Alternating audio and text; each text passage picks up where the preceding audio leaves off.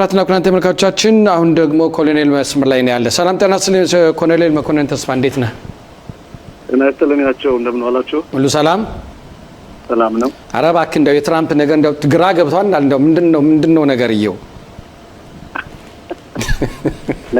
ነገርየው እንደዚህ ነው። አንደኛ በኢራንና በአሜሪካ በኩል ያለው ውስጣዊ ንግግር ውስጣዊ ስምምነት መስመር ያዘ አይመስለኝም። እንደምታየው ትላንትና የአሜሪካ ጦር አጠፋ መልስ ሰጥቷል ኢራን ባደረገችው ሁኔታ። እንዴት ነው እስራኤል ሀገር ከበሮ መምታት ጀምረናል። ከበሮ መምታት ምክንያቱም አንደኛ በሁለቱ ሀገር መካከል የተደረገው ድርድር ወይም የተኩስ አቁም ስምምነት አጥጋቢ አይደለም፣ እኛን ያካተተ አይደለም ነገራችን። በዚህ ላይ ግን ስንመለከተው ግን ያደለም ዛሬ ትራምፕ ያሉት ምንድነው? እኒህ ኢራናውያን በምንም ተአምር የሚገባቸው አይደለም። እነሱ የሚገባቸው ሰላም ሳይሆን በወታደራዊ አካል መቀጥቀጥ ነው። ስለዚህ ማርሹን እንደሚለውጡት አልጠራጠርም። እኛ ደግሞ የምንፈልገው የጀመርነውን መጨረስ ነው። የጀመርነውን ስራ መጨረስ ስለሆነ መንገዱ የእስራኤል አምላክ ጸሎታችን ሰምቷል ማለት ይቻላል። ምናልባት እዚህ ላይ እኛ የማናውቀው ሁለቱ ብቻ የተስማሙበት የተነጋገሩበት ነገር ሊኖር ይችላል። ሚስጥራዊ ዶሴ ስምምነት ሊኖር ይችላል በሁለቱ መካከል ነው ወይስ ትራምፕ ይሄን ነገር እንደማይሆን ያወቁት ግን አሁን ያለው ያው የአሜሪካ ምርጫም ስለነበር ሞንዲያል ጨዋታውም ስላለ ያን እንደው ምንድነው የተደበቀ ነገር አለ ወይ? አይመስለኝም። ትራምፕ የሚደብቁት ነገርም የላቸውም። እሳቸው ያላቸውንም የሌላቸውንም በየሰዓቱ ቃላቸውን ቢሆን እየቀየሩ መናገር ነው። ሆኖም ግን ስምምነቱ ከ21 በላይ ነጥብ ያለው ስምምነት በዓለም ላይ በጋድ ወጥቷል። ያ ስምምነት እስራኤል ሀገር ይሄን ነገር በትክክል አትቀበለውም። ከዛም በተለይ በሊባኖስ ሀገር በመናደርገው ውጊያ የኢራን ጥያቄ ተቀባይነት እንደሌለው፣ የሊባኖስና የእስራኤል ግንኙነት ተቀባይነት እንደሌለው፣ እስራኤል ጦር ኢራንንና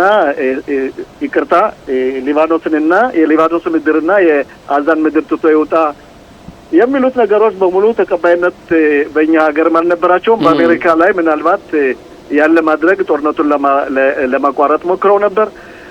ግን እንደመስለኝ ከሆነ ኢራን የሚሰማቸው በአሁኑ ሰዓት የበላይነት ስለሆነ የትራምፕን አድሚኒስትሬሽን እና የትራምፕን ግዛት ስለሚንቁት በጦርነትም ያሸነፉ ስለመሰላቸው የሚሰሩት ስራ ዞሮ የአሜሪካን ህዝብና የአሜሪካን መንግስት ለማንበርከክና ለማዋረድ ስለሆነ ትራምፕም ይሄን ነገር እየገባቸው መስሎ ይታየኛል። እኛም የምንፈልገው ትራምፕ የጀመሩትን ስራ ሙሉ ትጥቃላቸው፣ በመካከለኛው ምስራቅ ሙሉ ጦር ተዋጊ አየር አላቸው። እርዳታ ከፈለጉም የእስራኤል አየር ኃይል ይረዳቸዋል። ስራቸውን ጨርሰው የኢራንን ህዝብ ነጻ ማውጣትና ይሄንን አሰቃቂ ግዛት እንዲቀየር ማድረግ፣ በተለይ ግን ኒውክሌሩ እንዲጠፋና ሚሳኤላቸው እንዲወድሙ። እንደምታየው በአሁኑ ሰዓት እንኳን በዚህችን ጊዜ ኒውክሌር ስራቸውን ለመስራት ድብቅ ቦታ በሳተላይት እየታየ ራሳቸውን እያዘጋጁ ነው። ስለዚህ ይህ ነገር ደግሞ ትራምፕ የማይቀበሉት ነው። ሆኖ ዞሮ ምናልባት እግዚአብሔር ጸሎታችን ሰምቶን ወደ ጦሩን ተመልሰው የጀመሩት ስራ ጨርሰው የአሜሪካን ክብር የሚያስመልሱበት ጊዜ ቅርብ እንዲሆን ጸሎታችን ጨምረን እንጸልያለን ማለት ነው። አዎ ይሄ የሚያሳየው ዞሮ አሜሪካ ማለት ዶናልድ ትራምፕ ምናልባት አንዳንድ ጊዜ የአካባቢውን ሁኔታ ተጨባጭ ሁኔታ በደንብ አልገባቸውም ይሆናል የሚል አመለካከት አለ። አንተስ እንዴት እውነት ያን ትመለከታለህ ወይ? ትራምፕ የሚናቁ ሰው አይደለም። እሳቸው ሁለተኛ ጊዜያቸው ነው የተርም ፕሬዝዳንት መሆናቸው። ነገሮችን ያውቃሉ። ግን የሚናገሯቸው ነገሮች ምንም እንኳ አደናጋሪ የሆኑ እንጂ ስራቸውን የረሱ አይመስለኝም። የኢራን ስምምነት እሳቸው ብቻ ሳይሆን የእሳቸው ስታፍን የእሳቸው ጓድም አልተቀበሉትም። ኢራንም ይሄን ነገር እንደ ደካምነት ነው ያየችው። የአሜሪካ ሀያላን ሀገር እንደ ደካማ ተቆጥራ በጦር መስክ በጦር ውጊያ የደከመች የተንኮታኮቸች ሀገር ለህዝቧ ስትል አሸንፊያለሁ በማለት በየቀኑ በማስ ሚዲያና በተለያዩ ጋዜጦች እያወጣች የአሜሪካን መንግስት አንበርክከነዋል፣ ዮናዊን እስራኤል አንበርክከናል እያሉ የሚናገሩት ነገር እንግዲህ ተቀባይነት የሌለው ነው። ትራምፕ የኢራንን ምድር የኢራንን ህዝብ ታግሰው ነበር። የኢራንን በተለይ ተቋማት የነዳጅ ማምረቻ ቦታዎችን፣ ኤሌክትሪሲቲዎችን ማውደም አልፈለጉም። ኢራናውያን እንደምታየው በተለይ ይህ አብዮታዊው መሪ ሊገባቸው ስላልቻለ የትራምፕ አባባል እነሱ ድርድር ስለማይገባቸው በወታደራዊ ድርድር እናደርገዋለን ብለዋል። ይሄም ይስተካከላቸው ነው ምለው።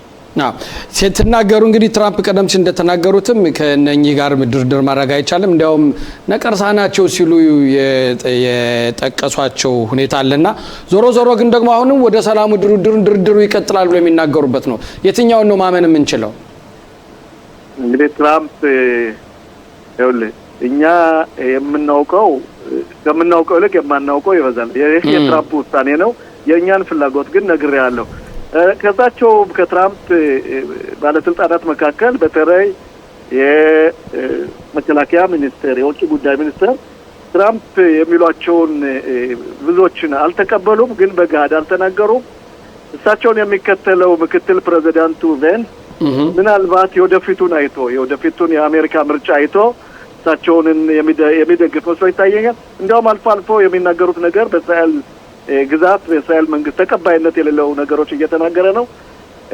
እሱ ሰው አደራዳሪ ሆኖ መሄዱም ለእኛ ጉዳት እያስከተለ ነው። እንደሚመስለኝ ግን ትራምፕን ምንጊዜም የእስራኤል አምላክ ፊቱን ስላዞረው የጀመረውን እንዲጨርስና እኛም ፎይ ብለን የምንተኛበት ዓለምም ሰላም የሚወርድበት በተለይ መካከለኛው ምስራቅ ያለው ሀገራት ዛሬ የሚተኩሰው የት ነው?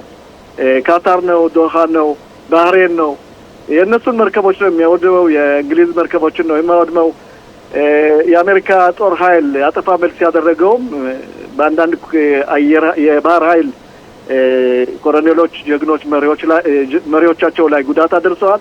ይህ የሚያሳየው ወደ ጦርነት እየተመለስንና ነገሮች በመካከለኛው ምስራቅ ያልተረጋጋበት ሁኔታ ነው ያለው። አውሮፓኖች እንዴት ይመለከታሉ ይሄን ጉዳይ? አውሮፓ ምን ጊዜም በጋድ አልተናገሩም እንጂ ትራምፕ የሚያደርጉትን ይደግፋሉ፣ እንደማይቀበሉ ታውቃለሁ። ግን እንደምታየው የፈረንሳይ ፕሬዚዳንት ትላንት በሱሪያ ውስጥ ትልቅ ግንኙነት ነበራቸው። እንዲያውም በጉብኝታቸው ሰዓት ከሆቴላቸው አካባቢ ብዙ ፈንጆች የፈነዱበት እንግዲህ እሳቸው በተለይ አማኑኤል የሚያደርጉት ተቀባይነት የሌለው እሳቸው ምን ጊዜም የሊባኖስን ህዝብና የሱሪያን ህዝብ ረዳት ነኝ ለማለት እሳቸውን በዛ ገብተዋል። የኛ ዝሮ የአውሮፓ ስጋት ሳይሆን የኛ ትልቁ ፈታኛችን የሚሆነው በተለይ በአንካራ በቱርክ የነበረው ሁኔታ ነው። ወደዛ ልንመጣልን አሁን። አዎ ቱርክ በጣም እሺ ቱርክ ፈልጋለሁ ያለች ነው። F-35 ነው ወስዳለሁ ትላለች። ትራምፕም ሊሰጡ ያቀማሙ ነው። ምናልባት ቱርክ ይሄንን ብትቀበል ለኛ ምን ያህል አስጊ ሊሆን ይችላል? የቱርክ ይሄን አይነት ልዩ በጣም ጥራት ያለው ተዋጊ አየር መቀበል ማለት በመካከለኛው ምስራቅ ትልቅ ቀውስ ይፈጠራል። በተለይ ለእስራኤል አንደኛ እስራኤል ምንም እንኳን በአየር ኃይሏ በኩል የበላይነቷን በመካከለኛው ምስራቅ ታሳይ እንጂ እስካሁን ድረስ ይህ አየር በማንኛውም መካከለኛው ምስራቅ አረባት ሀገራት አልተሰጠም ነበር። ሆኖም ግን ትራምፕ በአሁኑ ሰዓት ለቱርክ መንግስት እንደ 5 የሚሆኑ ምንድነው F-35 የምንለው ተዋጊ አየር ተጣለው እያሉ ነው። ነገሩ አልተቋጨም። እስራኤልም በዚህ በኩል አቤቱታዋን አቅርባለች። ይህ ነገር እንዳይሆን ዞሮ ትራምፕ አንድ ነገር ብለዋል። የአሜሪካ ፍላጎት እስከሆነ ድረስ የአሜሪካ ኢንተረስት እስከሆነ ድረስ የአሜሪካ እንዴት ነው ፋብሪካዎች የሚሰሩት ኢንጂን ወይ የሚሰሩት አንዳንድ ነገሮች ስላለ በዚህ በኩል ምናልባት ኢኮኖሚያቸውን ለማሳደግ ሲሉ ይሸጡ ይሆናል። ሆኖም ግን ዛሬ ነገ ሳይባል ምናልባት ብዙ ጊዜ ይወስዳል። ይሄንም መንግስት ቸላላለው ጠቅላይ ሚኒስትራችንን አንዳንድ የመንግስት አካላትን ይሄን ነገር እንደማይቀበሉት ሆኖም ግን የኤፍ-35 የምንለው እስራኤል የበላይነቷን ለማሳየት ብዛት ያላቸው አለን። በአሁኑም ሰዓት በአሜሪካ ውስጥ ከ35 በላይ የዚህ አይነት አየሮች እየተመረቱ ነው። ለእስራኤል የበላይነቷ ምንጊዜም ይጠበቃል። ውስጣዊ ቴክኖሎጂ የምትሰራቸውም እንዳሉ ሆነው ለቱርክ አይሰጡም። ስለዚህ ቱርክም እንኳ በዚህ 2 ዓመት 3 ዓመት ለመግዛት ከአሜሪካ ተወስን እንጂ ጊዜ ይወስዳል። ምናልባትም የነገር ላይሆን ይችላል። ከሆነም የበላይነት በቴክኖሎጂ ስላለን መቋቋም አቅም አለን የሚል አቋም አለኝ። ስለዚህ ምናልባት በዚህ ተዋጊ አውሮፕላን ላይ የሚገጠሙ እስራኤል ሰራሽ የሆኑት ነገሮች እዛ አይገጠሙም ማለት ነው። በሚሸጥበት ሰዓት እንደው የሚሸጥ ቢባልም አይገጠሙም። እስራኤል ሀገር ከመጡ በኋላ ነው የሚገጠመው። የበላይነታችንና ቴክኖሎጂካሊ ለማሳየት የሚደረግ የእስራኤል ፋብሪካዎች የሚያመርቱት ልዩ ቴክኖሎጂካል መሳሪያዎች ናቸው። ይሄም በአሜሪካ ውስጥ ጭራሽ አይመረትም። የሚመረቱትም በራፋኤል በኤልታ የተለያዩ ፋብሪካዎች ናቸው። ይሄም ይቀጥላል። ያ ነው አንደኛ ትልቁ ወሳኝ ነገር። ያን እስካልተቀበለው ነው አየር ኃይል የእስራኤል አየር ኃይል የበላይነቱን ምን ጊዜም እንደጠበቀ ይኖራል ማለት ነው። እሺ ወደ ቱርክ አሁንም እዛው እንዳለውን የናቶ የሰሜን አትላንታ የጦር ቃል ኪዳን አባላቶች ያደረጉ ስብሰባ አለ። ወደፊት ኃይላቸውን ለማጠናከርም ጥረት እያደረጉ ይገኛሉ። እነሱ ከዶናልድ ትራምፕ ጋር ያላቸው ግንኙነት ጥሩ አልነበረም። ምክንያቱም በጦርነቱ ምክንያት እርዳታ በጠየቁበት ሰዓት አሻፈረኝ ብለው ወደ ኋላ እንደቀሩና ትራምፕ ካሁን በኋላ ምን አይነት ምልከታ ሊኖራቸው ይችላል? እንዴትስ ከዚህ ስብሰባ ሊገኙ ተቻለ? ይህ በጣም የሚደንቅ ነው። ፕሬዝዳንት ትራምፕ በዩክሬን እና ሩሲያ በሚደረገው ጦርነት ላይ የአውሮፓን እርዳታ ፈልገው ነበር። አንድም የአውሮፓ ሀገር በዚህ ጦርነት ላይ መሳተፍ ብቻ ሳይሆን ቃል የሰጠ የለም። ፍርሃት አላቸው። የአውሮፓ ሀገራት በሙሉ ሩሲያን ይፈራሉ። ኡክራይናም እንደምታውቀው እስካሁን ድረስ 5 ዓመት ጦርነት በኡክራይንና በሩሲያ እየተደረገ በዓለም ማስ ሚዲያ የሚሰማው የእስራኤል እና የሊባኖስ እና የጋዛ ጦርነት እንጂ ምን ጊዜም ቢሆን እስራኤል ይሁዳውያን በሌሉበት ቦታ ጋዜጠኞች አይናገሩ፣ መንግስትም አይናገርም፣ የሀገራት መንግስትም አይናገሩ። በአፍሪካ በየቀኑ ጦርነት አለ። ቤተክርስቲያኖች እየፈረሱ ነው። በኒጌሪያ በምንለው ሀገር ህዝቦች እየተገደሉ ነው። እንደዚሁም ድሮም ሱዳን፣ ኡክራይና ሰው እየሞተ ነው። ግን ዝሮ የይሁዲ ተሳትፎ እስከሌለበት ድረስ ማንም አይናገርም። ባለፈው ሳምንት እንኳን ምንም ብንነጋገርም አቶ ባይነሳይ መኳንንት ማን ናቸው? እሺ ተወዳራ ባለዚህ መድረክ ላቀረባቸው ያመሰግናለሁ በሰፊው። ባይነሳይ መኳንንት ማለት የመኳንንት ታመነ ልጅ መኳንንት ታመነ ግፍተን ነው። አባቴ እናቴ ሹመነሽ ተመኝ ትባላለች። በሰሜን አውራጃ በጃናሞራ ወረዳ ሸዋዳ ከምትባል ሀገር በለገዝ ዳር ተወልጄ ያደኩኝ። እንግዲህ ትውልድ እናቶቻችን አርግዘው ሲወልዱ ወደ እናቶቻቸው ሀገር ነው ሄደው የሚወልዱ። በዚያን ወቅት የእናቴ እናት በየዳ ወረዳ ነበረች።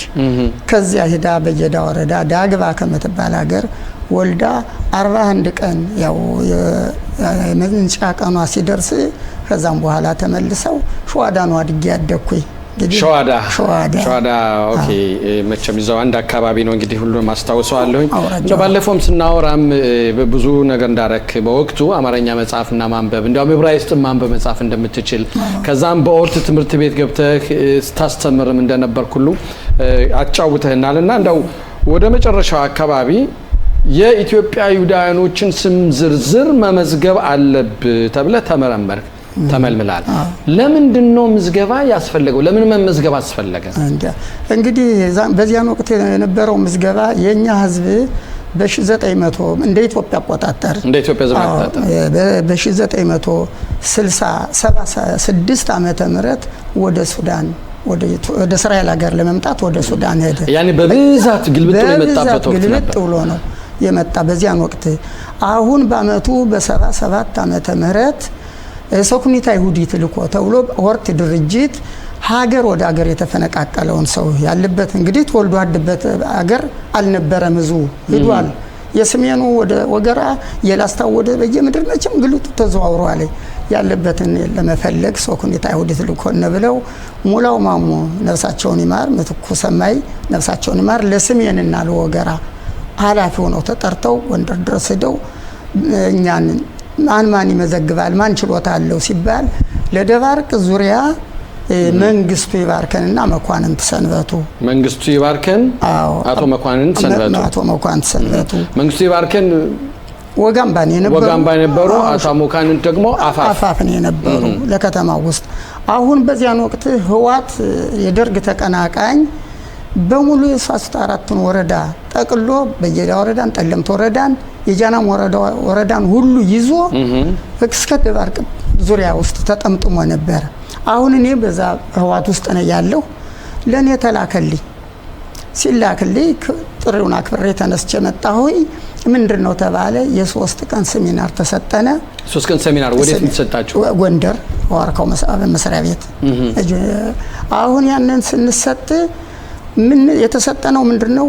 እስራኤል ከሆነ ክርስትና ተነስቷል፣ ሃይማኖት ተዋል እንዳትተውት፣ ግን ንቁዳይቱን ግን አስቀምጡ። ምን ማለት ነው ንቁዳይቱ? ማርያም ወደድ ክርስትና ተነስ ይሁዲ ሆኖ እስራኤላዊ ሆኖ ግን በክርስትና ቢኖርም ማርያም ወደድ ብላችሁ ጻፉት መዝግዋታው ተብለን። ለምን ግን እንደዚህ አስፈለገ? እኔ እንግዲህ የተሰጠነው መመሪያ ይሄ ነው። ዘርዘር ነው ተብሎ ነው። አዎ ዘርዘር ነው፣ ወገን ነው። አሁን ከዛ በዚያ መሰረት እንግዲህ እኔም በወገን ምንም ቦታው የሳካና ቦታ በህይወት የሚያስፈራ ቢሆንም ለወገን የሰል ተገድጄ ገባሁ። መዘግበዋለሁ አልኩኝ። የአባቴ ሀገር ነው፣ ስሜን ወገኔ ነው፣ አገሬ ነው፣ መዘግበዋለሁ ብዬ ገባሁ።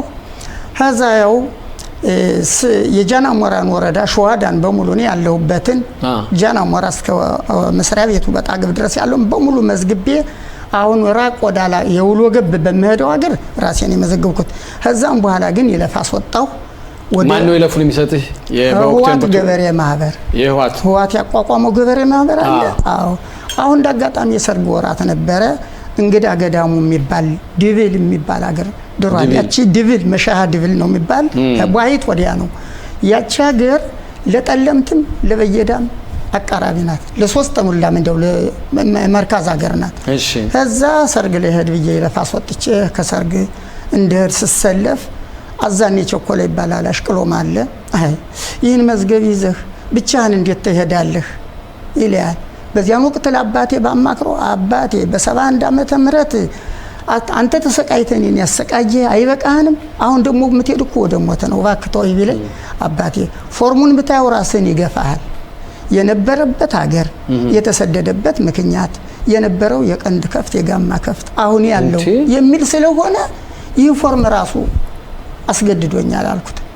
እሺ ልጅ እንግዲህ ምን አረጋለሁ እግዚአብሔር እርዳ ብሎ መርቆ ሰደደኝ። አዛኔ አውሮ ሄደ። ግን ከዚህ እነ ሙላው ማሙ በየሀገሩሳ ምስጢር የሚችል ማን የሚተባበራል ብለው ለሚተባበሩ ሰዎች ለምገምታቸው ጠቆምኩኝ። ደብዳቤ ጻፉልኝ። ያን ደብቄ ነው ይዤ ያለ ተገኘማ አሁን መስዋዕት ነኝ። አሁን ያን ወስጄ ዲብል የምትባል ሀገር ደረስነ። ከዚያ ሰውዬ ቤት ገባነ። አዛኔም እዛው ትቶኝ ማልዳ ወደ ሀገሩ ተመለሰ። ይህ ሰውዬ ያን ደብዳቤ ያየና አይ እኔም አልተባበርህም አገርም ደግሞ እኔን አምኖ በእኔ ቅስቀሳ አይሰለፍም እኔንም እንዳትመዘግብ ብሎ አሰነበተኝ። አትመዝግበኝ እስከ ቤተሰብ ያለኝ። እሺ እኔ ምን ያልወደደ ብዬ ከዛ ወጣ ስል በእውቀት ሰለሞን የሚባል የበር አስጠባቂ ጠርናፊ ነው በህዋት ተመርጦ። በር አስጠባቂ ማለት እንግዲህ ተቆጣጣሪ።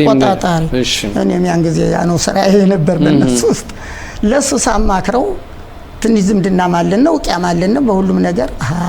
እንዴት ይህ ነገር ድርጅቱን የሚነካ አይደለም፣ የህዋትን ድርጅት ምዝገባ ከሆነ እኛን ብቻ ከሆነ እሺ አለና ለፍሳህ ጠጋና ማክረው አለ። ፍሳህ ጠጋ ማለት ያበኔ ያለ ለሱ አማከር ነው።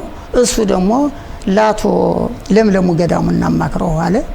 ነፍሱን ይማረው ለምለሙ ገዳሙ አልፏል። በእውቀት ሰለሞንም አልፈዋል። ከነሱ ሄድነ ተመካከርነ። ድርጅቱን አይጎዳም ይመዝግብ እንግዲህ። እኔም ደግሞ እንኳንስና የኛ ሰውም ቢሆን ምስጢር የማይችል ካለ እንዳትነግሩት ለዚህ ህዝብ ለዚህ መዝገብ ጠር ይሆናል ብዬ እዛ ያንን መዘገብኩኝ። ከዚያ ላይ ጠለምቶችም ከፍለው መጡልኝ። ሸዋዳ ውስጥ እንትን መሻ ሰርጉ ቦታ እንግዲህ ገዳሙ ድሮ እዚያ ነው። እንደ አጋጣሚ ትልቅ እህቱ በእኛው ክፍል ነበረሽ፣ አያለሽ ገዳሙ ትባላለሽ። ከሰርጉ ታድማ ሄዳለሽ። ያን መዝግቤ አጠቃልዬ ሰኞ እሁድ ልንወጣ ስንል በእውቀት ሰለሞንን ያን የበር አስጠባቂውን ህዋት አስገድዶ ወስዶታል። አራሁንማ ከናንተ ሰርጎ የገባ አለ በደርግ ተልኮ የመጣ ህዝብ የሚቀሰቅስ የሚመዘግብ እሱን እጁን እስከነ መሳሪያው ይዛችሁ እንድታመጡ የሚል መሳሪያ ነበር። ያን ያንተ ምንም የለኝም የመሳሪያ ላውቅ መካተች። አሁን እንዲያ ሲለይ ጊዜ ያው መሳሪያ ግን ስማኒ ጋር እንድርስንል የትምህርት ቤቱ መሳሪያ ያለ ፊልድ ስመጣ ምናወጣው እንጂ የለኝ። አሁን ያን እንዲያ ሲል ጊዜ መጣና ይሰውዬ ዛ ሰንብቶ እሁድ ቀን ነው ከሸራ ተፈትቶ የዚያ ሰውዬ ልጅ ሲበላ ሲጠጣ ሳለ መጥቶ ሲያይ ጮህብኝ። ወንድሜ ሞንክ ትጮሃለህ፣ እኛን ልታጠፋ እኛን ልትነቅል መጥተህ ይልያል። እሱም ያው ቤተ እስራኤል ነው። ቤተ እስራኤል ነው፣ ወንድሜ ነው፣ ዘመድ ነን። ስማ ምንድን ሆነ ነው የምትጠፋ? የመጣህበትን አታውቅንም? አውቀዋለሁ እንጂ ታዲያ የመጣህበት ስራ ጥሩ ነው ወንድም አለም። እየለፈለፍክ ባፍ እንዳጠፋ እንጂ ያልጠፋን በዚህ ነገር የመጣው ከሰርግ ነው። ከሰርግ የመጣ ሰው ምን ወንጀል አለው? ድርቅ ብለህ አንተ በቃ ነው የመጣሁት ለሰርግ እንጂ ለመዘግብ አልመጣሁም አልኩ። ድፍረቱ ከየት መጣ? እግዚአብሔር ነው ያቀበለኝ። እንደ ጊዜ ሙት ነው ብያለሁ። መቼም ያው በሞትነት የቆረጡ ሰው ነው እግዚአብሔር። እሺ ሰውየው መጥቶ እንደዛ ካለ በኋላ ሁሉ ብሎ ሆዶ ተቀመጠ። ያቺ የዚያ ሰውዬ ትልቅ እህት አያልነሽ ገዳሙ ባይነሳ ያለሽ እኛ ቤት ምን ብሎ ነው በእውቀት ምንድነው ያለሃል? እንዲህ ብሎ እዛ ዲያሳ እንዲህ አለ። ታውቃለሽ ምስጢሩን፣ እሷንም መዝግቢያታለሁ ካገሩ።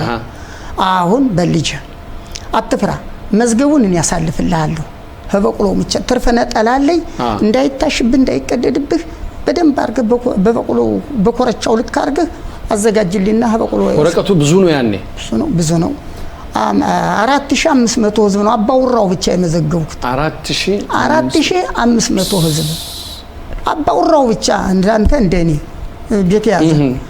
ያንን ያንን ያስኩና ትዝ አለኝና እኔ አንሶላ ነበረሽ ያችን አንሶላ ኮረቻውን ምቹን አውርጀዛሽ ለክቻ አጠፍኩና እንደ ውሃው ግርባ በዚህና በዚህ ክሽ አግብቼ ግማሹን በዚህ ሀሳል አግብቼ ኮረቻው ላይ አረኮዛ በላይ ምቹን አርገ ሄደ። ሰፊው ዛት ቁጭ ብላ ጫለይ ሰኞ ማለት ወደ የታለፈ ማለት ነው። ወደ ሸዋዳ አብረን ነው ምን ወጣ ያን በራ ምን መጣ አብረን ነው።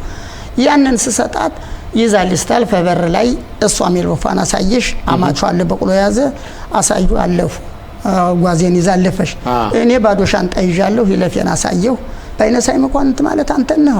አይ እንደውም አንተማ ትፈልጋለህ። ማን ነው የፈለገኝ? ህዋቶች ክፍለ ህዝብ ነው የፈለገው ወረዳው ማለት ነው። እሺ እንዲደረግ ዲያስኩይ ተቀመጥኩኝ። ወዲያው ለሊቀ መንበሩ ሊያስተላልፉ ሲሉ ገበሬ ማህበር ያው በር አስጠባቂ ነው ያዘ። አሁን በእውቀት ሰለሞን መጣ። ያችን በር ሊሰልል ሲመጣ እናንተ ሰው የታሰራለ ሲሉት ያትያዩም መቼም አርጎ ገልምጦ ወቅሶ ደፍቶ ያየ ሌላ ነው። ደንግጧል። እውነቱ ነው። አሁን ከዚያ ላይ ምን መተነው አለ እንደማያውቅ ሰርግ ማን ድሮ እንግዳ ገዳሙ ምን ነው ምሽቲቱ ዘመዴ ናት። በሌላ ተግባር አልመጣሁም።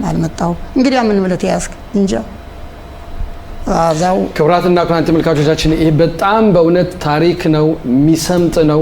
የእያንዳንዳችን ታሪክ መዝገብ ነው። እንግዲህ እነዚህ ሰው ምን ያህል መስዋዕት ከፍለው እዚህ ደረጃኛ እንድረስ እንዳደረጉትኝ ሊነገር ይገባል። እያንዳንዱ ይሄን ነገር ሊይዘው የሚገባ ጉዳይ ነው። እሺ ቀጥል። እሺ አሁን እንደዛ ሲል ጊዜ ወዲያው ክፍለ ህዝቡ ተነግሮ መጣና ባይነሳይ ማለት አንተ ነህ? አዎ ምንድነው መተነው ከሰርግ ስራ ምንድር ነው? ገበሬ ነኝ። ቋሚ ስራዬ እውነቴ ነው ግብርና ነው፣ ገበሬ ነኝ። አሁን ምንድነው መተነው ከሰርግ? በሌላ ተግባር አልመጣሁም። እሺ እንግዲያውማ እንትን ሻንጣህን ስጠን እንፈትሸዋል። የተያዝከው ሻንጣ አለች? አዎ ሻንጣ ያዝበት የነበር ያን ሻንጣ ሲፈተሽ ምን ይገኛል? ሳርጌል፣ ማዲድ፣ ላጲስ፣ ማስመሪያና ያው ላጲስ፣ የእርሳስ መቅረጫ። ምን ያደረገ እዛ ተቀመጠ? ምሰራበት ነው። ግን ያንን ለማሸሸት አልቻልክም? ረስቶ ኖሮ ነው ከዛ ውስጥ እንዲያው ያን ያክል ፈተሻለሁ። በቁም ነገር ይዙታል አላልኩም። ይገባ ነበር። በዛት ያስኩኝ እንዴት እንዴት ከዚህ ይሄ ምንድነው አለ። ይሄ ትምህርት መሳሪያ ነው አንተ አትነግረን ማለት ቁጣ መልኩን አመጣና አንተ ልትነግረን አይደለም እንዴት ደረሰ ካንተ እኔ እኮ መምህር ነኝ ኦርት ድርጅት ወክሎይ 3 አመት ከሀገሬ ላይ ቤተ እስራኤል ነኝ ሸዋዳ ላይ አስተምሬያለሁ ያን ጊዜ የተቀበልኩት የትምህርት 2 ሰዓት ሰሌዳ 2 ሰዓትን ቾክ አለ ሰሌዳው 2 ሰኔ የተቀበልኩት ያንን ሁላ ተቀብዬ ብትመጣ እስክርቢቶና እርሳሱ ቀፎው ዝም ብሎ ሱቅ ነው የሚመስለው ወድቆ ያለ ከዛም ደግሞ በመሰረተ ትምህርት በደርግ 2 አመት አስተምሬያለሁ እና ያን ጊዜ የተቀበልኩት መሳሪያ ነው ስለው በልሽ ቆይቶ ዋዩና አሁን ለ3000 ብር ዋስ አምጣለኝ 3000 ብር በዛን ሰዓት 3000 ብር እንኳን ለ3000 ብር 3 ብር ዋስ አላመጣም ይዛችሁ ይጃችሁ እንደፈለጋችሁ አድርጉኝ አዎ እንግዲህ ይዛችሁ እንኳን ለ3000 ብር ለ3 ብር ዋስ አላመጣላችሁ እጃችሁ አይደል ያለው ምን ያስጨንቃችኋል አሁን እንዲያስንል መጥተውና ለምለሙ ገዳሙ አንተ እናውቃለን አባትከን እናውቃለን ግድ የለም ዋስ እንፈልግላለን ስማ ይህን እኮ የሚያረጉት ባይት እኮ የታወቀ መጋፈፊያ ቦታ ነው እኒ ድርጅቶች እኮ ደርግና የሀባ ያወራረሰውን ያጋደለውን አገር የአራት ያምስቱን ወረዳ አገር አሰባስበው እዚህ ላይ ሲያስታርቁ የኔ አባት መኳንን ታመነ ነው ሸዋዳ መጥቶ ያስታራቂ ሽማግሌ ሆኖ ታርቆ ይሄደ አስታርቀው ይሄዱ አዎ አስታርቀው ይሄዱ ስለዚህ እርቅ ሽሮታል ብዬ አክስቴ ጠራሽ መጣው አሁን የሱሪ አምጣ የበር አምጣ ነው እንዴት ነው ነገሩ ይህ ድርጅት እንዴ ራሱ ድርጅቱ ሳይነወርንም ሰለ አሁን በልስደዱት እንከታተለዋለን አለ ተነስቼ ከዛም በኋላ በሶስተኛ ቀኔ ተነስቼ ወጥቼ ያመዝገብ ካለበት ሄጄ እንደገና ስሜን መላጣ የቀረውን በሙሉ ደግሞ መዝገብ በዛም ያን ያክል ነው ያጋጠመኝ እንቅፋት ያው ግን መቼም ወገኔ ነው ጨርሶ ያባቴ ሀገር ውስጥ ስለሆነ ያን መዝገብ ተመለስኩኝ ተመልሼ ወደ ደባርቅ ወደ መምጫው እንግዲህ ችግር ነው ያን ጊዜ ወደ ደባርቅ ይዞ ለመምጣት ያመዝገባት አሁን እዛ ላይ ለመንገደኛ ወታደር እንዳያጋጥመኝ በበቅሎ መች ሰፍቼ እንደዛው እንዳየው ተዛብ ድብል እንዳወጣሁበት አውጥቼ ወንድሜ ጋራ እስተጎም ያላቶ ስማን ይፈቀደ ነፍሱን ይማረው ለዚህ ከበቃ ላኩለትና መተን እንድትቀበለኝ በሰላም ተመልሻለሁ እስከዛ ግን መተን እንድትቀበለኝ ከዛ በፊት ግን እናቶ ስማን ይፈቀደ በዚህ ዙሪያ ነበሩ እነሱም ያውቃሉ ይተባበራው ዋናው ተባባሪ ምርካዛ አይደልሱ መካከሪያል ወዲያው ማንበሮ ማልዶ ደረሰልኝ እዛቺ ጎሚያ ወዲያው ይዞ ተደነሻንጣው እኔ ከዘራያን ይዤ ምን አለህ ግን መጥቶ ምን ማስጠንቀቂያ ሰጠኝ አቶ ስማኒ በልባይነሳይ እንግዲህ አብረን ስንሄድ ወታደርን ቢይዝህ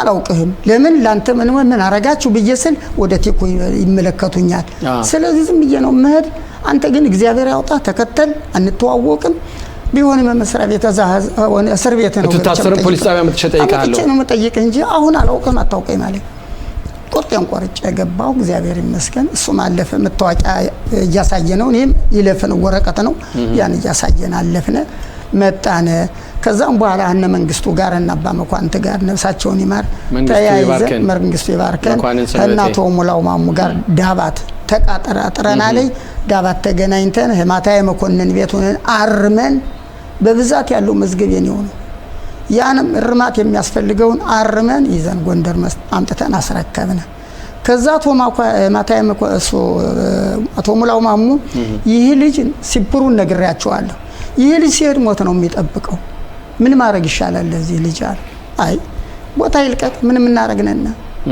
እና በዚህ እንረዳዋለን አይባል ማለት እንዲያርገን አስረክበን ተመልሰን በእግዚአብሔር እርዳታ ይሄን አደረኩኝ ከዛም በኋላ ያው እነሱ ስመለስ ጠብቀው ያዙ እሱ ላይ ለመጣል ነበር ያዙይ አንተ ይህን ቀን የተነበር ካሉ እግዚአብሔር ይመስገን ይዛን ጊዜ ጭንቅላቴ አስተካክሎ ይዛል ድብል አልኳቸው አሁን ማረጥሩ ነው እያንዳንዷን እኮ ነው አሁን እኮ ልክ እዛው ቦታው እንዳለ አድርገን እኮ ምትነግረን ያለ ወሳም ያው እዛው ያለው ነው የሚመስለኝ ራሴ ሳስበው ከዛው ያለው ነው የሚመስለኝ አሁን በእንዲህ ያለው ቀን የተነበር ካለ ድብል ምን ልታረግደህ የኛው ክፍል የጃናሞራ ወረዳ ክፍል ህዝብ ነው እንዲያርጎ የሚጠይቀኝ ምን ታረግደህ ነው ሐሰርግ ምን አጋጠመ ሀበር ላይ ተይዤ ነበርኩ ምን ብለው ያዙ እንደዚህ ብለው እንደዚህ ያሉ ሰራሁት ነገር የለኝም ነው ያዙ ይሰደዱ መርመራው ሰደዱ በዚህን ቀን ሳይት ነበር ካሉ ጎንደር በገባውባት ሰሞን ጎንደር እጄ ነበርኩ እውነትም ይከታተሉ ነበር ማለት ነው በደንብ አርገው ነው ተከታተሉኝ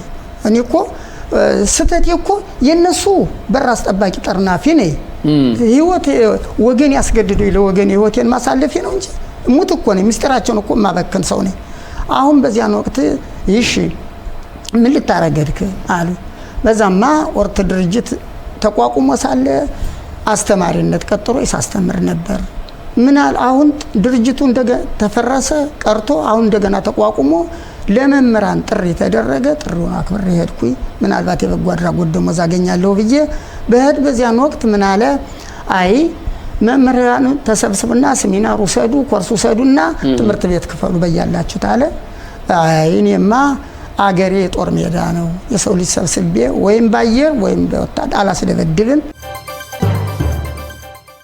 እንደሚታወቀው በመጣው ሳምንት ክነሴት የሥራ ጊዜውን በመፈጸም ወደ 4 ዓመት አንደ በሚደረገው ምርጫ ላይ ወደ ምርጫ ይወጣሉና አሁን ከጠረጴዛቸው ላይ ያለውን በቃ ለማጽዳት ማለት ነው እስካሁን ድረስ በጣም ብዙ አወዛጋቢ የነበሩት ህጎችን በሙሉ ትተው ቆይተው አሁን ወደ መጨረሻ ላይ እያንዳንዱ ፓርቲ የሚፈልገውን ህግ እየደነገገ ነውና ምን ያህል ከአንተ ተከታትለሃል እነዚህን ህጎች በተመለከተ ይገርመው እኔ እንደማያውቀው በህግ ደረጃ አይደለም ማየው በአጀንዳ የፓርቲው የክነሴት አባላት አጀንዳቸው ምንድነው በተቻለ መጠን ያው የገዢው መንግስት የገዢው ባለስልጣን የሚለውን ለማሟላት በሃይማኖትም ሆነ በተለያዩ ነገሮች ላይ የግል ፍላጎትና የፓርቲ ፍላጎትን ለማራካት ውጤት ለማሳየት እንጂ ለሀገሪቱ ለወደፊቱ ለህዝቡ አንድነት ይሆናል ተብሎ የሚነገር አይደለም ሁለተኛ ደግሞ ምርጫው ምናልባት መራጮቻችን ይሄን ብንሰራላቸው ይሄን ብናቀርብ ይሄን ብንናገር ይደግፉናል የሚል የግል ምርጫ የባለ ጊዜ ምርጫ ነው እንጂ ጥራቱ በዚያ ደረጃ ነው ለሀገሪቱ ተብሎ ታስተዳድር እስቲ አንተ ያው የህግ ጠበቃ ነህ ብዙ 4 ዓመት ዩኒቨርሲቲ ተምረህ ከዛ በኋላ የህግ ጠበቃ ሆነ የሰራህበት ነው ያለውና ከዛ ደግሞ ልሽካት ወርኻዲን ወይም ደግሞ የጠበቃዎች ማህበር አባል ነህ አሁን የሚደረገው ለመደንገግ ቀርቦ ያለው ህግ በተለይ አቃቤ ህግና የመንግስትን አማካሪ መለያየት ምን ያህል ከጥቅሙ ምን ያህል ጉዳት አለው ወይስ ደግሞ አሁን ባለፈው የነበረውን እንደገና እንደ አዲስ መከፋፈሉ ምን ጉዳት ሊያመጣ ይችላል ከነበረው ግስ ምን አይነት ለውጥ ሊያመጣ ይችላል ማህበረሰቡን ሲጎዳን ወይስ ይጠቅማል የፖለቲካውን ጉዳይ ተተናውን በሙያ ላይ ነው የምናተኩረው በሙያ ላይ ስታይ እንግዲህ እስራኤል ስትመሰረት የተደነገገ ህጎች አሉ ማንኛውም ህግ ከ120 መቀመጫ 80 እጅ ካገኘ የተቋሚና የተጣምረው መንግስት አንድ ላይ ቁጭ ብለው ነገሩን ተወያይተው ይሄ ቢሆን ይወድቃል ብለው ህጉን ሲያመጡ 80 እጅ ከክነሴት አባል ካጸደቀው የህግ ተሽሮ ሌላ ህግ ሊወጣ ይችላል አሁን እኮ የሚሆነው ነገር በፓርላማው ህጉን የመቀየር ወይም ማጽደቅ መብት እንደሌላቸው ስለሚያውቁ ከፍተኛው ፍርድ ቤት የሚበይነው መቃወም ከዚህ በፊት ሀገሪቱ እስካሁን 78 ዓመት የተዳደረችበትን ነገሮች መቃወም ማፍረስ እንደገና ደግሞ ሃይማኖተኞች ደግሞ ወታደርነት እንዳይገቡ ማድረግ ለሃይማኖተኞች የሥራ ምደባ በአጠቃላይ ሀገሪቱን የሚበትን ህዝቡን የሚያለያይ እንጂ ህዝቡን ባንድ ላይ የሚያደርግ ለሀገሪቱ ታብሎ የተሰራ ነገር ፍጹም የለም ይሄ በጣም አደገኛ ነው አናርኪስት እንለዋለን ወይም ደግሞ ህግ የማይጠብቅ ክፍል ወይም ደግሞ ሌላም እርምጃ እየተወሰደ ይሄ በጣም ለሀገሪቱ የሚጎዳ ነው እንጂ በኢኮኖሚውም ሆነ በፖለቲካውም ሆነ በጸጥታውም ሆነ በሁሉም ደረጃ ጠላት የተከበበን ሀገር ነን ጠላቶቻችን እንዴት ያይናል እስካሁን ድረስ እስራኤል 78 ዓመት እንደዚህ ኢኮኖሚዋም ወታደራዊ አቋሟም ሁሉም ባለም አቀፍ ጠንካራ ሆና የቆየችው የዲሞክራሲ ሀገር ስለሆነ ሁሉም ነገር የእስራኤል ፍርድ ቤት አለ ማንኛውም ጥፋት ሲሆን የእስራኤል ፍርድ ቤት የፈረደውን የዓለም መንግስት ይቀበል ነበር የዓለም ሀገሮች ያዩት ነበር አሁን ሁሉንም ነገር አፍርሰው ሀገሪቱን ወደ ሌላ አቅጣጫ እየወሰዷት ማለት። ግን ጠበቃ ቢቢተው እዚህ ላይ ወደ አማካሪ ጉዳይ እንምጣና ሁለቱ ነገሮች ቢከፋፈሉ ለምሳሌ አንድ አደረጃጀት ማንኛውም ሰው ወንጀል የሚሰራ ሁሉ ወንጀል የሚመሰረትበት በሰራው ወንጀል ተከታትሎ ህጎችን ጠብቆ የሚያቀርበው ክፍል የተለየና ለመንግስት ደግሞ ምክር የሚሰጠው ወይም ዮኤት ወይም አድቫይስ የሚሰጠው የሚያደርገው ዲፓርትመንት የተለየው ነው። በየመስሪያ ቤቶቹ ለመንግስት ለራሱ ለካቢኔው ለውትድርና ማንኛውም የሚሰጡት ህጋዊ አገልግሎት እነሱ ህጉን እየተተረጎሙ የሚሰጡት ሁለቱ ቢለያይ ምን ችግር ያመጣን ነው? እንግዲህ እንደሚታየው ከሆነ መንግስት በስልጣን ላይ ያለው ለሚሰራው ነገር በሙሉ ተጠያቂ መሆን አይፈልግም። ለምሳሌ አሁን ጥቅምት 7 ቀን 2013 ዓመተ ምህረት በእስራኤል ላይ የደረሰው ጉዳት መርማሪ ኮሚቴ ተቋቁሞ በህጉ መመርመር አለበት የሚል ውሳኔ አለ።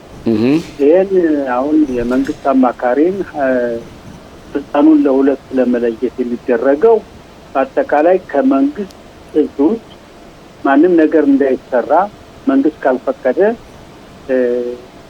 የሚል አቋም ነው ያለው። ስለዚህ ይሄ ወደፊቱ ለእስራኤል ጥሩ መታ ነገር የለውም። ይህ መንግስት ከሶስተኛው ዓለም በምንለያለን። ከሶስተኛው ዓለም ሰላማዊ ሰልፍ ከወጣ ሌላ ነገር ነው የሚከተለው። ይሄም እንደዚያ ወደዚያ አቅጣጫ እየሄድን ስለሆነ የመንግስት አማካሪ ክፍል ከሁለት እንዲለይ ማድረግ መንግስት እንደፈለገ የሚፈልገውን ማድረግ እንዲችል ለማድረግ እንጂ በአጠቃላይ ህዝቡ ይሄን ጉዳይ እንዲጠቀምበት ወይም የመናገር መብቱን የመሳሰሉት ነገሮች ማድረግ እንዳይችል የሚደረግ ሁኔታ ነው። ሌላው በትናንትናው ዕለት ጠበቃ ቢቢተው ያሳለፉት ለመጀመሪያ ዙሪያ ያሳለፉት ህግ አለ። መጀመሪያ ለቅድመ ዙሪያ ተላልፎ ነበር። በትናንትናው ዕለት ትሮሚት ይባላል። ትናንትና ደግሞ ለቅሪያ ረሾና አሳለፈውታል። ያሳለፉት እንዴት ነው? በ7 ቀን 10ኛ ወር 23000 ዓመተ ምህረት ሐማስ ያደረገውን ውድቀት በተመለከተና ከዛ በኋላ የመጣውን ጦርነት በተመለከተ ምርመራ ለማድረግ ፖለቲካዊ አደረጃጀት እንዲመረምረው ብለው ህጉን አስተላልፈዋታል። የመጀመሪያ ዙር ማለት ነው። ገና በእርግጥ ወደ ኮሚቴ ቀርቦ ውይይት ይደረግበታል። እስካሁን ድረስ ይደረግ እንደነበረው ሀገሪቱ ከቋቋመች ጊዜ ጀምሮ ማንኛውም አይነት እንደዚህ አይነት ውድቀት ሲመጡ ብሔራዊ ኮሚቴ የሚያቋቁመው ሊቀመንበሩን የሚሾመው ከፍተኛ ፍርድ ቤቱ ዳኛ ነበረ። አሁን ግን የሶስት ከኦፖዚሽን አባል 3 ተቃዋሚ አባላት ምርመራውን ውሳኔ የሚወስነው ክነሴት ነው። መንግስት ጭራሽ እጁን አይገባበትም። የኦፖዚሽን አባላት እዛ መጥተው እነሱ ደግሞ ተሳታፊ ካልሆነ የመንግስት ደጋፊው 3ቱ ብቻ ስራቸውን መፈጸም ይችላሉ። ምን ያህል አመኔታ ሊጥልበት ይችላል ነው? ወይስ በእውነት ዝም ብለው ለይስሙላ ጊዜን ለመግዛት የተደረገ ህግ ነው? ምን እንዴት ታያለንስ? እንግዲህ አንድ አባባል አለ። አበው ሲተርቱ ወተትን ለድመት ጠብቅ ብሎ መስጠት ራስን ትዝብት ላይ መጣል ነው። ምክንያቱም ድመት ወተት ትወዳለች። ያችን እያየች ዝም አትልም። ሳታስበው ቢሆን ገብታ መላሷ አይቀርም። አሁን ደግሞ ፖለቲከኞች የሚሾሟቸው መርማሪዎች ፖለቲከኞች እንዲመረምሩ ማድረግ ይቻላል ወይ? እውነተኛው ይወጣል ወይ? ይሄ እኮ ባዳ መብላት የሚባለው እኮ ከዚህ በፊትም ለምሳሌ የዮም ኪፑር ጦርነት እንዴት ፈነዳ፣ ለምን ፈነዳ ተብሎ በወታደሩ፣ በፖለቲካው፣ በአመራሩ የነበረው ውድቀት ተመርምሮ እስካሁን ድረስ በወታደራዊ ተቋም ይማሩበታል። ጥፋታችን የነበር ለወደፊቱ ተብሎ እንዲህ። ይሄ ግን መንግስት የሰራው በደል ወይም ደግሞ በመንግስት ምክንያት የደረሰው ችግር እንዳይመረመር ማለት ይሄ በጣም የሚያሳፍር ነገር ነው። በዲሞክራሲ ሀገር የማይሆን ነገር ነው። ምናልባት ሶስተኛው ዓለም ያሉ ሀገሮች ይህን ጉዳይ ሊያረጉት ይችላሉ። ጦርነት ነበር ሆነ የሞተ ያላለ ብሎ ማየት የሚቻልበት ሁኔታ። ስለዚህ ግን እንደዚህ አይደለም። ስለዚህ ፖለቲከኞች መርማሪዎችን፣ አማካሪዎችን፣ ዳኞችን ሁሉንም ይሹሙ ማለት አንድ ነገር ቢሆን እኛን እንዳይነኩ ልጠብቅህ የሚለው ተግባር ለማድረግ የሚሞከር ሂደት ይመስላል። ገባኝ። ጠበቃ ቢታው በእውነት ስለነበረን ቆይታ በጣም እናመሰግናለን። ህግጋቶችን በተመለከተና በሚደነገጉት ላይ በጣም ሰፋ ያለ ህጎች ነው የተደነገጉ ያሉት። እነሱን በተመለከተ በእርግጠኝነት ተመልሰን በሌላ ጊዜ እናገኛለን። ስለነበረን ቆይታና ስላደረግልን የሙያዊ እገዛና ትንተና በጣም አመሰግናለሁ ጠበቃ ቢታው። እሺ እኔም እንደው አመሰግናለሁ። ከዶክተር ጸጋ ጋር መወያየት የፈለግነው በክነሰት እንደሚታወቀው በ10ኛው ወር ወደ ምርጫ እና ከአራት ዓመት በኋላ እንሄዳለን። ለመጀመሪያ ጊዜ በእውነት ከረጅም ጊዜ በኋላ የእስራኤል ሀገር የፓርላማ 4 ዓመት ሙሉ በሙሉ አገልግሎት ሲሰጡና አሁን ከ3 ዓመቱን በሙሉ ጦርነት ነበር ማለት ይቻላል። ከ3 ወር በኋላ ከጦርነቱ በኋላ የሚደረገው ምርጫ ምን አይነት ለውጥ ሊያመጣ ይችላል? የሚያመጣው ለውጥ ያሁሉ ያሉት ፓርቲዎች ይቀጥሉበታል ወይስ አይቀጥሉበትም? ወይስ ደግሞ አዳዲስ ፓርቲዎች ይመጣሉ? በተለይ በግራ በኩልም በቀኝ በኩልም በመሐከል በኩልም የተለያዩ ፓርቲዎች ራሳቸውን በማዘጋጀት ላይ ይገኛሉ። ግን ወደ ምርጫው ከመሄዱ በፊት በአገሪቱ ህግና ደንብ መሰረት አንድ ክነሴት 90 ቀን ውስጥ ህግ መደንገግ አይችሉም። በተለይ አንዳንድ አስቸኳይ የሆኑ ነገሮች ካልሆኑ ምናልባት መንግስት የሚያቀርባቸውና ካልሆነ በቀር ለማድረግ አይችሉም። ስለዚህ ያ እስከሚሆን ድረስ ይህን በተመለከተ ነው ዶክተር ጸጋርኛ ማነጋገር የፈለግነው። የክነሴት ምርጫ የሚደረገው የመብት ጉዳይ ነውና እያንዳንዱ ዜጋ ከ4 ዓመት በኋላ ሄዶ መሪዎችን ይመርጣል። ከመረጠ በኋላ ደግሞ የታርሱ ተወካይ ሄደው እነዚህ የክነሰት አባላቶች የራሳቸውን የጥምር መንግስት ያቋቁሙና እንደገና 4 ዓመት ስለዚህ ዜጋ የሆነ ሁሉ በ4 ዓመት ያለው አንዴ ያለው መብቱ ነው። የመብትን ማስከበርና ራሱን አስከብሮ ራሱን ሄዶ መርጦ መሪዎቹን አልሰሩልን ምን እያደረጉ ነው ከማለት በ4 ዓመት አንዴ ያላቸውን መብት ማስከበሩና ድምጽን ሄዶ መስጠቱ በጣም አስፈላጊ ነው። ይሄ ነው የዲሞክራሲ ሂደት ማለት ነው። እና ዶክተር ጸጋ ከኛ ጋር ናት። አቶ ቶማር ምናልባት መታከውን ሰማቸዋለሁ። ኦኬ ዶክተር ጸጋ እንደገና በመለስሽ አመሰግናለሁ። ለጊዜው ተመልካቾቻችን የክነሴት ወደ ምርጫ የመውጣት ዓላማውና ምንድነው የሚለውን ትንሽ ለማብራራት ሞክሬያለሁ። እስቲ ልመለስና ወደ አሁን እናንተ ምን አይነት ህጎችን ነው ለማጽዳት እናንተ ለመደንገግ እየሞከራችሁ ያላችሁት በዚህ ሳምንት ውስጥ ማለት ነው? እንግዲህ በቅድሚያ ጤና ይስጥልኝ እላለሁ ለተመልካቾቻችን፣ ለእናንተም ቀደም መስመሩ ስለተቋረጠ። በመጀመሪያ ደረጃ እንግዲህ ክነሴቱ 4 ዓመቱን መሙላቱ ነው። 4 ዓመቱ በሚቀጥለው ሳምንት ያልቃል። ስለዚህ በቀሩት ቀናቶች የተጀመሩ አዳዲስ ህግጋትን ሳይሆን የተጀመሩ ህግጋትን እነዚህንን መፈጸም እንፈልጋለን። ይሄ ነው ያለው። ሌላው በህግጋቶቹ ላይ በተለይ የመጀመሪያ ድምጽ የተሰጠባቸውን በአፋጣኝ መጨረስ እንፈልጋለን። ሌላው ቀደም የገለጽከው ሁኔታ አለ። በዚህ ምክንያት ብዙ ስራዎች ስላሉ ብዙነን በክነሴት ድምጽ በመስጠት ነው የምናሳልፈው። ሌላው አቶ ሽሎሞ ቀደም የተናገርከው ነገር አለ። አንዳንድ ጊዜ ለተቀማጭ ሰማይ ቅርቡ ነው ይባላል።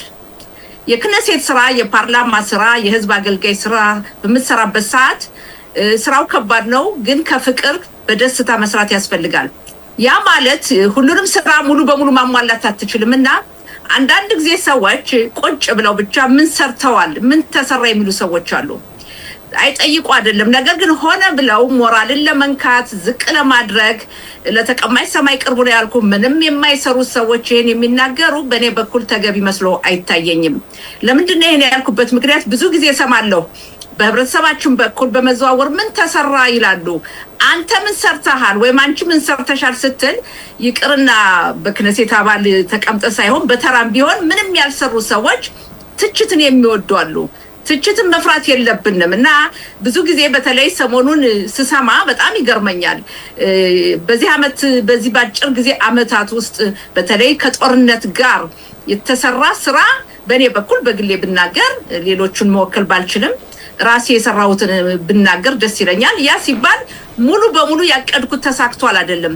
በፖለቲካ ጨዋታ አንድም ሰው ያቀደው ተሳክቶ አውቅም ይቅርና ባሁን ባለንበት ተጨባጭ ሁኔታ። ስለዚህ ብዙ ጊዜ ትችት የሚሰጡ ሰዎች መጀመሪያ ራሳቸውን ይፈትሹ። እኔ ምን ሰርቻለሁ ወይም ደግሞ እኔ ማን ነኝ የሚለውን ነው የምለው። አቶ ሽሎሞ ይሰማል? እየሰማሁ አንቺ ጋር ነኝ። አዎ እየሰማሁሽ ነው። አዎ እና ያለው ሁኔታ ነው። ይሄ መንግስት 4 ዓመቱን ሞላ፣ አልተጠበቀም ነበር። እንግዲህ በዚህ በሚቀጥለው ሳምንት ክነሴት በህጉ መሰረት ስራውን ይፈጽማል። 25ኛው የእስራኤል ክነሴት እዚህ ላይ ዶክተር ጸጋ ለጠይቅሽ የምፈልገው ጥያቄ በተለይ በጣም አነጋጋሪ ሆኖ ያሉት ጥያቄ 3 ወይም 4 ህጎች አሏችሁ። አንደኛው የመገናኛን በተመለከተ የቴሌቪዥን ፕሮግራሞች የሬዲዮ ሆቃ ቲክሾረት የሚባለው ይህም በተመለከተ ከፍተኛ የሆነ አነጋጋሪ ሊሆን የቻለው ይህ መንግስት አሁን የሚደነግገው ህግ በተለይ ለቀኝ ክንፍ ርዕዮተ ዓለም የሚቀርቡ ቴሌቪዥኖችን ልክ እንደ አሮጽ 25 14 ለነሱ ሲባል ይባላል። ይሄ ምን መልስ ሰጫለች? ሁለተኛው ጥያቄ ደግሞ በተለይ የሐሪዲዎችን በተመለከተ ደጋግመንም ተነጋግረንበታል። ለምን ነው የሐሪዲዎች ወታደሮች የማይሄዱት? እነሱ መያዝ የለባቸውም መታሰር የለባቸውም የሚለው መድሎ አይደለም ወይ? እና ይሄ በጣም ህብረተሰቡን የሚያከፋፍል ነው። ከዛ ውጭ ደግሞ የመንግስትን አቃቤ ህግ በተመለከተ በተለይ የድሮ አይቻለው ፕሬዚደንቶች የነበሩት የፍርድ ቤቶች ሌሎችም በጣም ከፍተኛ የሆነ ጫናና ተቃውሞ እያሰሙ ነውና እነዚህ ህጎች አሁን ባለንበት ሰዓት ውስጥ አገሪቱን የሚከፋፈሉ አይሆንም? ምናልባት ከጦርነት በኋላ አንድ ነው የሚያቀራርቡን ከኦፖዚሽንና ከተቃዋሚ ጋር ተነጋግሮ መደንገጉ አይሻልም ነበር ወይ? እና አሁን ሩጫው ለምን አስፈለገ? አቶ ሽሎሞ 3 ጥያቄዎችን ጠይቀሃል። ረዘም ያለ ጊዜ ስጠኝ ለመመለስ ሞክራለሁ። በመጀመሪያ ደረጃ ያለንበት ሀገር ዲሞክራሲ ነው። በዲሞክራሲ መሰረት መንግስት ይመረጣል። በሀገራችን እስራኤል አንድ የፖለቲካ ፓርቲ ራሱን ብቻውን መምራት ስለማይችል ከተለያዩ የፖለቲካ ፓርቲዎች ጋር ጥምር መንግስት አዋቅራለ። ያ ማለት የተመረጠው መንግስት የራሱን ፖሊሲ መፈጸም መቻል አለበት። ያን ማያደርግ ከሆነ ምርጫ አስፈልገን ማለት ነው። ወደ መገናኛ ዘዴዎች ወደ ቴሌቪዥኖች በየሄድን እንደሆን እኔ እንግዲህ ያደኩበት ነው። በእስራኤል መገናኛ ዘዴዎች በሬዲዮ በቴሌቪዥን 34 ዓመት የሥራ ልምድ ብዙ ዓመት ነው። በእስራኤል ሀገር ያለው የመገናኛ ዘዴ በሙሉ አብዛኛውን ስንመለከት የግራ ክንፍ አመለካከት ያለው ነው። ይሄ የታወቀ ነው። የግራ ክንፍ ብቻ ሳይሆን በተለይ ኤሊት የምንላቸው በከፍተኛ ቦታ የሚገኙ የአሽካናዚ ማህበረሰብ ነበር በብዛት ቦታውን የያዙት። ለብዙ ዓመታት ያክል ከሰሜን አፍሪካ የመጡ ሰዎች የነሱ ሙዚቃ በእስራኤል ቴሌቪዥን ጣቢያና በሬዲዮ ጣቢያ ያሰሙላቸውም ነበር። በመገናኛ ዘዴዎች ስትሄድ በሙሉ ጋዜጠኞቹ ቅድም እንዳልኩ ኤሊቶችና የግራ ክንፍ ናቸው። ይህ በመሆኑ የእስራኤል ህዝብ ሙሉ በሙሉ መፍትሄ ወይም ደግሞ ሁሉም ህዝብ የራሱ የሆነ ሬዲዮና ቴሌቪዥን ማግኘት አልቻለም ነበር። አሁን ቀስ በቀስ አዳዲስ የቴሌቪዥን ጣቢያዎች የቀኝ አመለካከት ያላቸው እየገቡ ነው። አሩጽ 14ኛ የቴሌቪዥን ጣቢያ አይስሪም በ40 ወይም ደግሞ 15 የምንለው የቴሌቪዥን ጣቢያ እየገቡ ነው። ስለዚህ የነዚህ መግባት አትርሳ። የሌሎችን ሁኔታም ሌሎች የቴሌቪዥን ጣቢያዎች በተለይ በእስራኤል ሀገር ያሉ የቴሌቪዥን ጣቢያዎች ከካነ ሀደስሬ በስተቀር ሌላው የግል ስለሆነ የንግድ አለው። ስለዚህ የፖለቲካ አቋማቸውን ድሮ ባንድ ግሩፕ ብቻ በግራ ክንፍ ሞኖፖሊ ተይዞ የነበረው እየላላ መጥቷል። ይሄ ሁኔታ ስለሚያስፈራቸው ነው የሚቃወሙ። ሌላው አቶ ሽሎሞ መርሳት የሌለብን ለምሳሌ ያክል እንውሰድ። በእስራኤል ሀገር ብዙ የቴሌቪዥን ጣቢያዎች አሉ። የቴሌቪዥን ጣቢያዎች ከአንድ በስተቀር ሌሎች የግል ናቸው። የግል ስለሆነ ነፃ ገበያ የምንለው ፍሪ ማርኬት የምንለው በተመለከተ በዚህ ጉዳይ ላይ ለምሳሌ 140 የቴሌቪዥን ጣቢያ ለማየት ያንተ እናት የኔ እናት ሌሎች ወገኖቻችን ማየት ሲፈልጉ ይሄን ለማየት ሌላውን በሙሉ በኬብል ገብተው 300 400 ጣቢያውን በሙሉ መክፈል አለባቸው። የሚያዩት ግን አንድ ብቻ ነው። እኛ የምንለው መሰለ ለሚፈልጉት ብቻ ይክፈሉ። ለምን ለሙላ ይከፍላሉ? ለማያዩት ለ300 ጣቢያዎች መክፈል የለም።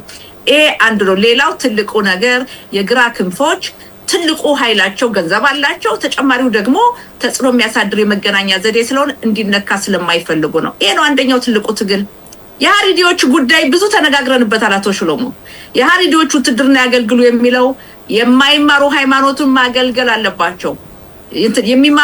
የሚማሩ ተመልከት ይማሩ ትምህርቱን ይቀጥሉ የማይማሩት ግን ማገልገል አለባቸው የሚለውን እኔ ራሴም የማምንበት ነው። ከፖለቲካው ጥምር ውህደት በተነሳ የአንዳንድ የፖለቲካ ፓርቲዎች ይሄንም የማይቀበሉ አሉ እንጂ ማለት የመንግስቱ ያወቃቀር ሁኔታ ብቻችን ስላልሆነ የሊኩድ ፓርቲ የነበረ እስራኤል ከተቋቋመች አንስቶ 78 ዓመት የሚያወዛግብ ጉዳይ ነው የሃሪዲዎች። ሌላው አቶ ሽሎሞ ሁሉም ነገር የሃሪዲዎችም የፖለቲካ ጉዳይ ነው። በጥምሩ መንግስት ከነሱ ቢገቡላቸው ይወዷቸው ነበር።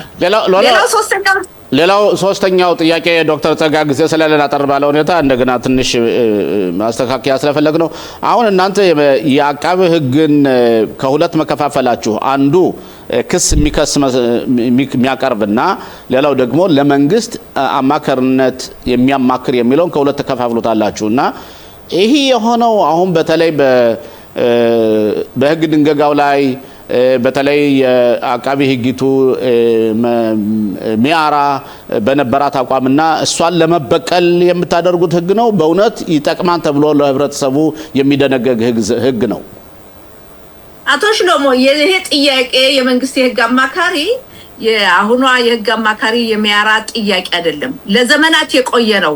ምሳሌ ብሰጥህ የቀድሞ የህግና ፍትህ ሚኒስትር የነበሩት ፕሮፌሰር ዳንኤል ፍሪድማን የያይር ላፒድ አባት ቶሚ ላፒድ እነዚህ በሙሉ ይሉት የነበረው ምን መሰለህ?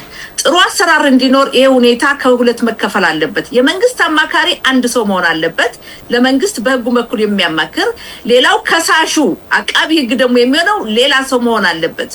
ያ ካልሆነ ለምሳሌ ሚኒስትሮችን ለፍርድ ለማቅረብ የሚከሰው ክፍል አቃቢ ህጉና ሚኒስትሮችን በስራ በመንግስት የሚያማክረው አንድ ከሆነ አንድ ሰው ሁለት ስራ ሊያከናውን አይችልም የሚለው አሁን የመጣ ጥያቄ አይደለም፣ ለዘመናት የቆየ ነው።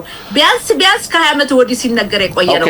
ነገር ግን የአሁኑ መንግስት ስላመጣ ነው እየተፋጠነ ሲመጣ የማይዋጥላቸው እውነቱን እኮ ያውቁታል አቶ ሽሎሞ። እውነቱን እያወቁ ስለማይዋጥላቸው በናታንያው የሚመራው መንግስት የጉሮሮ አጥንት ስለሆነባቸው ነው የሚቃወሙት እንጂ በልባቸው ሁሉም ሃይም ራሞን ያንተ ጓደኛ የሚኒስትሩ የቀድሞ ሃይም ራሞን ይሄን ይደግፉ የለም? አዎ ይደግፋል። አዎ እና ይሄ ሁሉ የሚያመለክተው ሃይም ራሞን የሊኩድ ሰው አይደለም። አዎ እና ይሄ በሙሉ የሚያመለክተው ፕሮፌሰር ፍሪድማን የሊኩድ ሰው አይደለም። ያንተ ፖለቲካ ፓርቲ አባል ነው የነበሩ ፕሮፌሰር ፍሪድማንም ቶሚ ላፒድ የሽኒ ፖለቲካ ፓርቲ ሊኩድ አልነበሩም። ግን ይሄ ሁኔታ በእውነት አይደል አንዳንድ ጊዜ ብዙ ደግሞ ተቃዋሚዎች ለምሳሌ የቀይ ፍሬህይወት ዓለም ተከታዮች እነ ዳን መሪዶር እነ ቤኒ ቤጊን እነ ሊሞር ሊቭናት እነሱ ደግሞ ተቃዋሚ እንደሆኑ መግለጽ ይቻላል። ለማንኛውም ዶክተር ጸጋ በዚህ ጉዳይ ግን ተመልከት አቶ ሽሎሞ ከሙያስ ኖ አንቺ ስለገለጽሽ በዚያኛው በኩል ያለውን በዚህኛው በኩል ደግሞ ያሉት ነው እንደዚህ እናደርግ። ዶክተር ጸጋ በእውነት ትንሽ የመስመር ችግርም አለና በእርግጠኝነት የበለጠ አስተካክለን ነገ ከነገ ወዲያ እናንተ የስራ ፍጻሜያችሁን ህግጋን ውስጥ የምትደነጉ ድረስ ከመጣው ሳምንት ድረስ አብረን እናቀርብሻለን። የበለጠ ለማህበረሰባችን የምንሰጠውን አገልግሎት እንሰጣለን። ስለነበረን ቆይታ በጣም እያመሰገንኩ ምናልባት አንድ ወይም ሁለት ቃል የምትይው ካለ መጨረሻ ላይ የጀመረውን አርስት ነው በሌላ ጊዜ በሰፊው ለምን አንዳንድ ጊዜ ሁሉን ነገር ከፖለቲካ ጋር ያያይዙታል። ምን ይበጃል የሚለውን ይዘነጉታል። ለሀገራችን ምን ይበጃል ነው ሪዮት ዓለም አመለካከት መለያየት ተገቢ ነው እና በዚህ አጋጣሚ በእውነት በሰፊው መወያየት ያስፈልጋል። ሰሞኑን አንተ እንደገለጽከው ቀደም የህግጋቱ ሁኔታ መፈጸም ስላለብን ብዙ ሰዓት ነው የምንሰራው። ከዛ ውጭ ደግሞ ለምርጫው መዘጋጀት አለብን። እንግዲህ ብዙ ጊዜ እኮ አልቀረም ምርጫው። ግን አንዱ የሚያስደስተው መሰለ በሀገራችን ስለምርጫው ስለሚደረገው ህዝባዊ ግምገማ ብዙ ጥያቄዎች አሉኝ። ስለዚህ ለሚቀጥለው ጊዜ እናወራበታለን። አመሰግናለሁ። ዶክተር ጸጋ አመሰግናለሁ። መልካም ስራ። አመሰግናለሁ።